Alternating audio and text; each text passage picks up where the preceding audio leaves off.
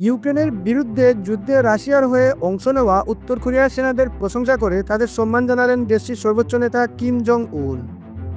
শুক্রবার দেশটির রাষ্ট্রীয় গণমাধ্যমে প্রকাশিত নতুন ছবিতে দেখা গেছে দেশটির নেতা কিম জং উন ইউক্রেনের বিরুদ্ধে রাশিয়ার হয়ে যুদ্ধে নিহত সৈন্যদের প্রতিকৃতির সামনে হাঁটু গেড়ে আছেন এবং সেই সঙ্গে সংঘাত থেকে বেঁচে যাওয়া একজনকে জড়িয়ে ধরেছেন।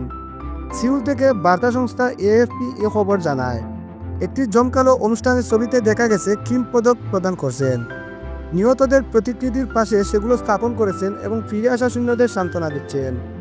যেসব সৈন্যরা তাদের যৌবন ও জীবন পিয়ংইয়ংয়ের নেতৃত্বে উৎসর্গ করেছেন সেই সৈন্যদের বীর হিসেবে প্রশংসা করেছেন তিনি।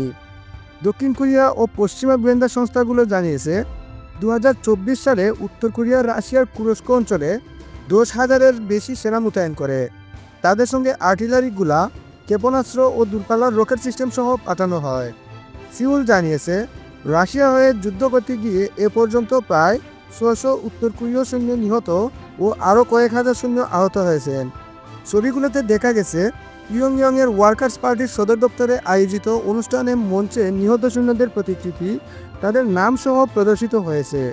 পিয়ংইয়ংয়ের সরকারি Korean central news agency KCNA জানিয়েছে সেখানে কিম প্রশংসনীয় সৈন্যদের প্রশংসা করেছেন, যারা বিদেশে জীবন মরণ যুদ্ধের গুলি ও বোমাবর্ষণ সহ্য করে অত্যন্ত সম্মানের সঙ্গে দেশে ফিরেছেন।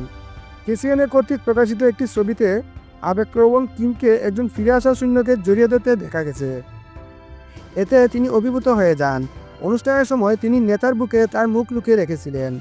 নেতা কিম জং উনকে শ্রদ্ধা জানাতে একজন শহীদ সৈনিকের প্রতিকৃতির সামনে হাঁটু গেড়ে বসে থাকতে এবং মৃতদের ছবির পাশে পদক ও ফুল রাখতেও দেখা গেছে। কেসিএনএ জানিয়েছে কিম ব্যক্তিগতভাবে বিদেশি অভিযানে যুদ্ধ করা এবং বিশিষ্ট কৃতিত্ব অর্জনকারী কমান্ডিং অফিসারদের উত্তর কোরিয়ার নায়ক উপাধিতে ভূষিত করেছেন।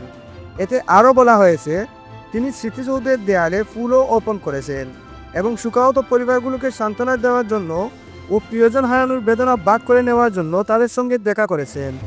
উত্তর কোরিয়া এপ্রিল মাসে ইউক্রেনের বিরুদ্ধে রাশিয়ার যুদ্ধকে সমর্থন করার জন্য কেবল সেনা মোতায়েন করার বিষয়টি নিশ্চিত করেছে এবং স্বীকার করেছে যে যুদ্ধে তাদের সৈন্য নিহত হয়েছে।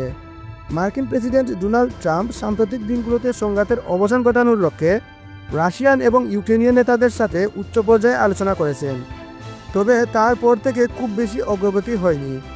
গত সপ্তাহে পিয়ংইয়ংয়ের রাষ্ট্রীয় গণমাধ্যম জানিয়েছে রাশিয়ার প্রেসিডেন্ট ভ্লাদিমির পুতিনকে কিম লেখা এক চিঠিতে ইউক্রেনের যুদ্ধের জন্য প্রেরিত উত্তর কোরিয়ার সেনাদের বীরত্বপূর্ণ বলে প্রকাশ করেছেন। ওয়াশিংটন বলেছে যে রাশিয়া ইউক্রেনের বিরুদ্ধে লড়াইয়ে সহায়তার বিনিময়ে উন্নত মহাকাশ ও উপগ্রহ প্রযুক্তিতে সহায়তা প্রদান করা সহ উত্তর কোরিয়ার প্রতি সমর্থন বৃদ্ধি করছে বলে প্রমাণ রয়েছে।